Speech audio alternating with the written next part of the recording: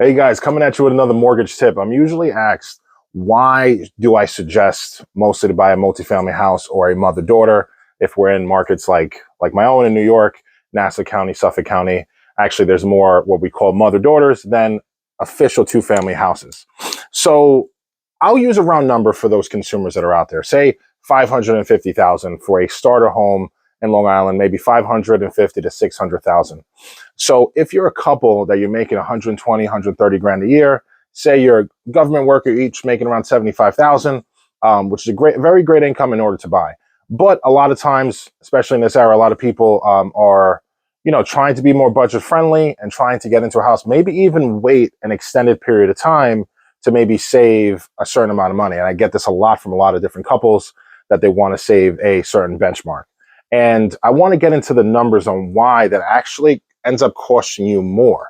So say, for example, you're at 550,000, you have a mother-daughter home, Long Island, say a high ranch. So we're looking at probably either a 5-bedroom or 4-bedroom home, depending on the situation. So say you have 1 or 2 kids, but you're living in an apartment. So you decide to take that sacrifice and say, you know what, I'm going to rent out the bottom floor in a high ranch. Realistically, a 2-bedroom apartment that's in a house, in a private community, you could probably get in between probably around 2,500. That mortgage for that particular home is probably going to be with 3.5% down around 4,500, right around with a 5.5% interest rate.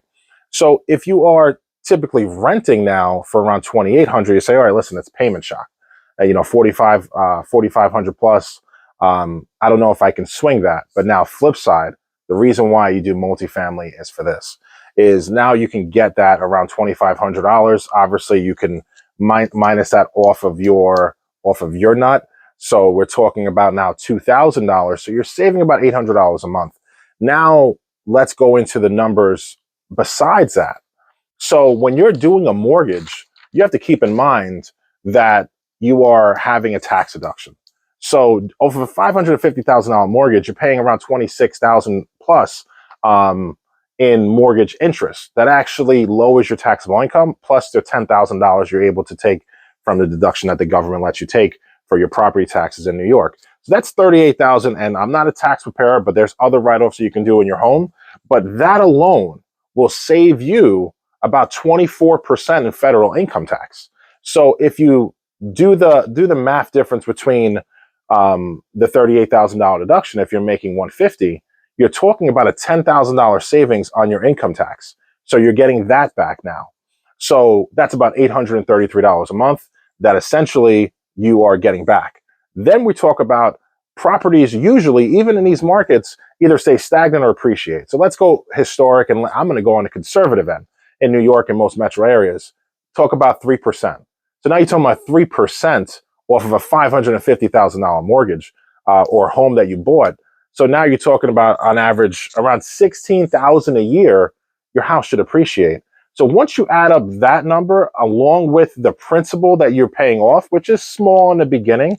So what we're talking about is probably roughly around $7,600 a year that you're paying down the balance. But now, instead of renting, you're talking about your net worth is going up by 24,000 a year instead of going down by 33,000 if you are renting for 2,800. So make wise choices. My main thing is to get you guys information to really push the narrative of, go for the multifamily first. If you realize you don't want to go through payment shock, you want to wait longer, because let me tell you something, it never pays to wait to buy real estate. You buy real estate and wait. That is the best advice you can ever get from anybody, is understanding that, listen, prices will fluctuate up and down. Most metro areas either will stay stagnant or they are going to go up in a certain pace. So at the end of the day, what we want to do is make sure that we know our numbers and what's the price of waiting. So we don't want to say, oh, we want to wait for interest rates to go down. No. Understand, you marry the home, you date the interest rate. The interest rates are bound to fluctuate. You can do a lot of different programs that are out there. You can do ARMs. You could do a 2-1 buy down if you want to, maybe get your first 2 years of savings a little bit better. I'll get into that in other videos. But, that's the most important part, is to make sure you are making the right decision. And I always, always, always push for young people, or even if you're an established couple that you've been together for a while, you're in your late 30s, and you're realizing, you're looking up and say, you know what, do I have to put 20% down on a $600,000 home? Do I have to save 120, 150,000 to have your closing costs and your down payment? The answer is no. And not only is it no, you're actually going to probably cost yourself potentially maybe $100 to $200,000 in potential wealth by waiting. Remember what I was saying, about $24,000 a year in extra um, is essentially net worth, because you're talking about the principal you're paying down. Let's go off of a 5.5% interest rate on a $550,000 mortgage or purchase price. Talking about $7,600 that you'll be paying down every year that goes towards your net worth. Then you're talking about maybe a 3% increase in your equity, which we're talking about, what is that? About 24,000 or so. So, essentially, those are the numbers going into it, and understanding that once you combine that, it's, it's always more risky to wait. So I implore you guys, make sure that you're doing your research. You reach out to somebody that is licensed for 10 years plus at least. I'm licensed in 9 states: New York, Florida, Connecticut, New Jersey, Pennsylvania, California, Georgia, and North Carolina.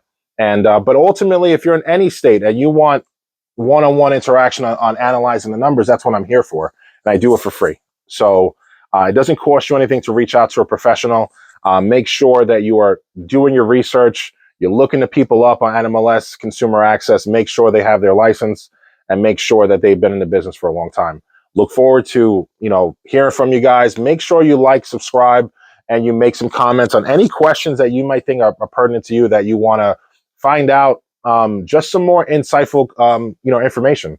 I would love to help you guys out, and make sure you reach out to us. Take care.